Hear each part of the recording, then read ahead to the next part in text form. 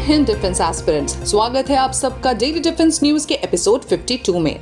आज के daily defence news की टॉप हेडलाइंस हैं: तेजस क्रैश ट्रेजेडी, विंड कमांडर सियाल शहीद, Dubai air show 2025 shaken, China Pakistan submarine nexus, navy warns of rising AIP threat in IOR, IAF gets KC-135 tanker mid-air refueling capability revived. US clears Javelin and Excalibur sale. India's precision firepower boosted.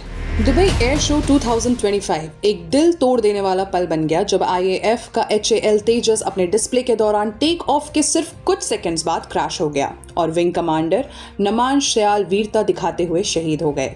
Runway से उठते ही aircraft ने अचानक नियंत्रण खो दिया, एक sharp bank लिया और पावरफुल इंपैक्ट के साथ जमीन पर क्रैश हो गया। थिक ब्लैक स्मोक तुरंत वेन्यू पर छा गया, लेकिन इमरजेंसी टीम्स ने आग को तेजी से काबू किया और पूरा एरिया सिक्योर कर दिया।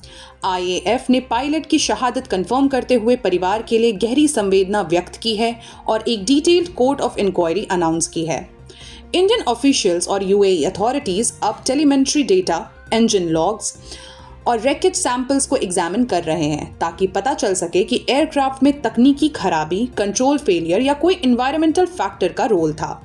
गवाह बता रहे हैं कि एयरक्राफ्ट क्लाइंब फेज में ही झुक गया, जैसे किसी थ्रस्ट लॉस या फ्लाइट कंट्रोल ग्लिच ने एयरक्राफ्ट को डिस्टर्ब किया हो। फाइनल सच्चाई इंक्वायरी के बाद ही सामने आएगी। ये डिस्प्ले इंडिया के लिए सिंबॉलिक था क्योंकि तेजस MK-1A प्रोग्राम रीसेंट मंथ्स में radar EW integration, global supply chain delays और एक्सटेंडेड टेस्टिंग की वजह से ऑलरेडी लेट चल रहा था। दुबई का स्टेज एक मौका था दुनिया को ये दिखाने का कि तेजस फिर से मोमेंटम में आ रहा है। इसी वजह से ये दुर्घटना पूरे इंडियन कॉन्टिजेंट के लिए इमोशनली भारी पड़ी। शहादती पायलट के अलावा किसी स्पेक्टेटर या इंफ्रास्ट्रक्चर को नुकसान नहीं हुआ, लेकिन एक हाईली ट्रेन्ड IAF ऑफिसर का लॉस पूरी एरोस्पेस दुनिया के लिए एक बड़ा सदमा है। अब इन्वेस्टिगेटर्स मैकेनिकल, सॉफ्टवेयर, एरोडायनेमिक और वेदर सब एंगल्स को क्रॉस चेक करेंगे ताकि पूरा फ्लीट फ्यूचर में और सुरक्षित हो सके। ये घटना एक रिमाइंडर भी है कि टेस्ट पायलट्स और डिस्प्ले पायलट्स हर उड़ान में अपनी जान दांव पर लगाकर देश की टेक्नोलॉजी को आगे बढ़ाते हैं। आप सच में क्या मानते हो? इस क्रैश का सबसे बड़ा रीजन क्या है? इंजन का sudden thrust drop, flight control system का फेलियर या फिर डिस्प्ले के दौरान एयरक्राफ्ट को उसकी लिमिट से ज्यादा पुश करना? और एक और सीधा सवाल, HAL को भी अपने मैन्युफैक्चरिंग और टेस्टिंग स्टैंडर्ड्स पर जवाब देना पड़ेगा। आपके हिसाब से फर्स्ट लाइन ऑफ इंक्वायरी क्या होनी चाहिए? Pilot inputs, aircraft hardware, software systems या HAL की प्रोडक्शन लाइन की अकाउंटेबिलिटी? चाइना का पाकिस्तान को advance naval assets, specially submarines और वॉरशिप्स सप्लाई करना अब इंडियन नेवी के लिए एक real time maritime threat multiplier बन चुका है। वाइस एडमिरल संजय वत्स्यान ने कंफर्म किया कि नेवी इस पूरी एक्टिविटी को क्लोज वॉच पर रखी हुई है और एंटी सबमरीन वॉरफेयर कैपेबिलिटीज को अग्रेसिवली स्ट्रेंथन किया जा रहा है। चाइना पाकिस्तान को हैंगौर क्लास सबमरीन्स दे रहा है जिसमें state of the art AIP air independent propulsion लगा हुआ है। AIP का मतलब होता है कि सबमरीन बिना सरफेस पर आए लंबे समय तक अंडर वाटर ऑपरेट कर सकती है। ये कैपेबिलिटी इंडिया के करंट सबमरीन फ्लीट में अभी एग्जिस्ट नहीं करती और यही रीजन में अंडर वाटर वॉरफेयर का बैलेंस डिस्टर्ब कर रही है। पाकिस्तान के फ्लीट में टोटल 8 हैंगौर सबमरीन्स आ रही हैं, जिसमें से 3 लॉन्च हो चुकी हैं और पहली 2026 मिड तक कमीशन होने वाली है। ये इंडक्शन इंडियन ओशन में अंडर वाटर चैलेंज को नेक्स्ट लेवल कॉम्प्लेक्सिटी दे रहा है। इंडिया के पास अभी 6 स्कॉर्पियन क्लास, काल्वरी क्लास सबमरीन्स हैं जो मॉडर्न सोनार, डीजल इलेक्ट्रिक प्रोपल्शन और वर्सेटाइल वेपन लोड के साथ पावरफुल प्लेटफॉर्म्स हैं, लेकिन AIP की कमी उनके अंडर वाटर एंड्योरेंस को लिमिट करती है। सरफेस या स्नॉर्कल करते वक्त वल्नरेबिलिटी ऑटोमेटिकली बढ़ जाती है। DRDO का AIP रिट्रोफिट प्लान प्रोग्रेस में है जो फ्यूचर में काल्वरी क्लास सबमरीन्स को सिग्निफिकेंटली एनहांस करेगा। इंडियन नेवी अपनी ASW कैपेबिलिटी को मल्टी लेयर्ड अप्रोच से बूस्ट कर रही है। 16 ASW स्टेल्थ वॉरशिप्स के साथ साथ 6 P-8I पोसाइडन एयरक्राफ्ट, UAVs और मैरीटाइम ड्रोन्स के डिप्लॉयमेंट, ये सारे स्टेप्स इंडियन ओशन में इंडिया की अंडर वाटर सर्वेलेंस और स्ट्राइक कैपेबिलिटी को शार्पन करने के लिए क्रूशियल है। सरफेस फ्लीट में भी navy next generation guided missile destroyers के डिजाइन फाइनलाइज कर चुकी है और गवर्नमेंट अप्रूवल के बाद कॉन्ट्रैक्ट जल्दी साइन होने की उम्मीद है। ये डिस्ट्रॉयर्स नेवी के एयर डिफेंस और लॉन्ग रेंज स्ट्राइक एनवेलप को और स्ट्रॉन्ग बनाएंगे। वाइस एडमायरल वत्सयान ने ऑपरेशन सिंदूर से मिली लेसन्स को स्वावलंबन 2025 इवेंट में हाईलाइट किया, जहां डिफेंस इनोवेशन को पुश करने के लिए एमएसएमईज और स्टार्टअप्स को चैलेंज स्टेटमेंट्स दिए गए। IDEX इकोसिस्टम के तहत ऑलरेडी 1400 करोड़ से ज्यादा का प्रोक्योरमेंट ऑर्डर इशू हो चुके हैं, एक क्लियर इंडिकेटर कि नेवी इंडिजिनस सॉल्यूशंस पर अग्रेसिवली शिफ्ट कर रही है। ओवरऑल पिक्चर सिंपल है। चाइना और पाकिस्तान का नेवल पार्टनरशिप इंडियन ओशन में प्रेशर क्रिएट कर रही है और इंडिया अपनी सबमरीन टेक्नोलॉजी, ASW स्ट्रेंथ और इंडिजिनस सिस्टम्स को रैंप अप करके इस थ्रेट को काउंटर कर रहा है।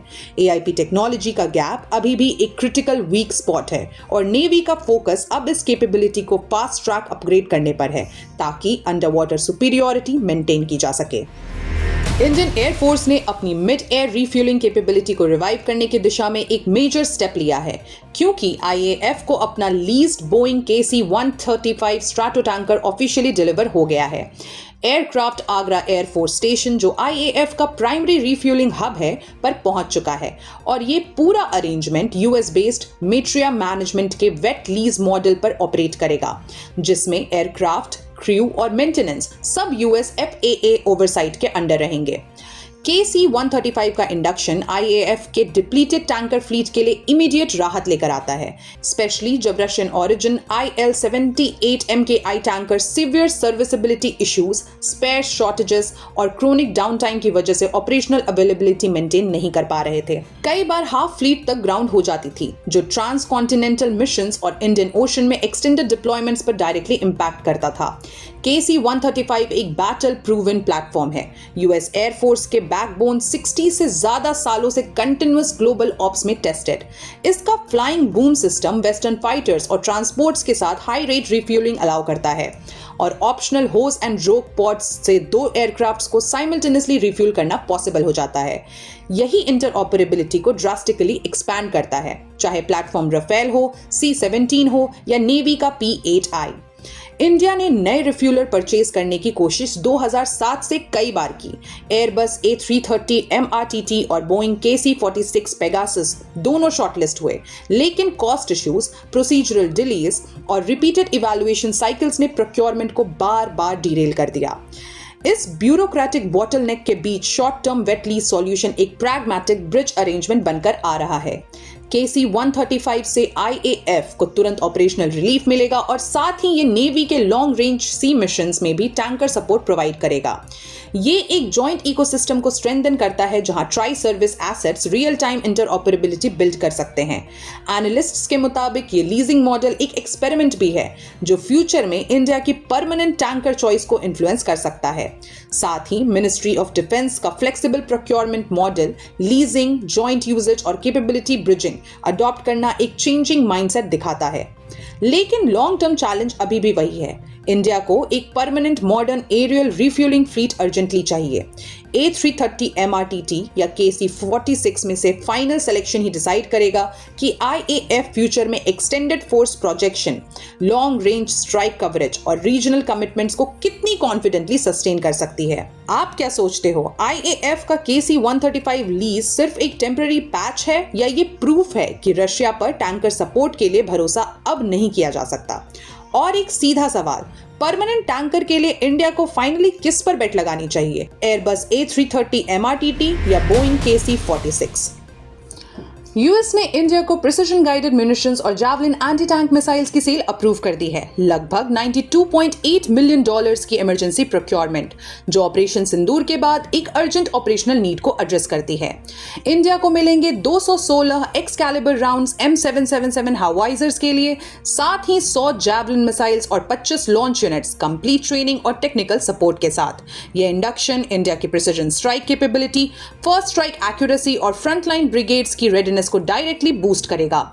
DSCA के मुताबिक इंडिया इन सिस्टम्स को स्मूथली इंटीग्रेट कर लेगा और ये deal Indo US defence partnership की डीपनिंग स्ट्रेटेजिक अलाइनमेंट को रिफ्लेक्ट करती है।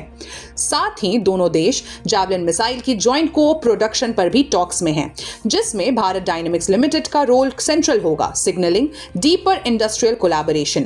पैरेलल में इंडिया अपनी इंडिजिनस प्रोडक्शन भी रैपिडली एक्सपैंड कर रहा है, loitering munitions, surveillance drones, anti drone systems और रडार्स के थ्रू, ताकि इंपोर्ट प्लस डोमेस्टिक इकोसिस्टम दोनों बैलेंस्ड रहे।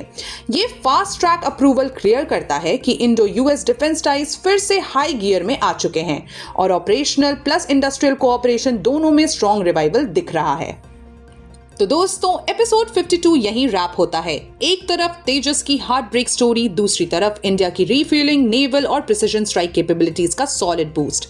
कल फिर मिलेंगे नए अपडेट्स के साथ एक नए एपिसोड में। तब तक के लिए स्टे अलर्ट, स्टे इन्फॉर्म्ड और भारत के डिफेंस पल्स के साथ जुड़े रहिए। जय हिंद, जय भारत।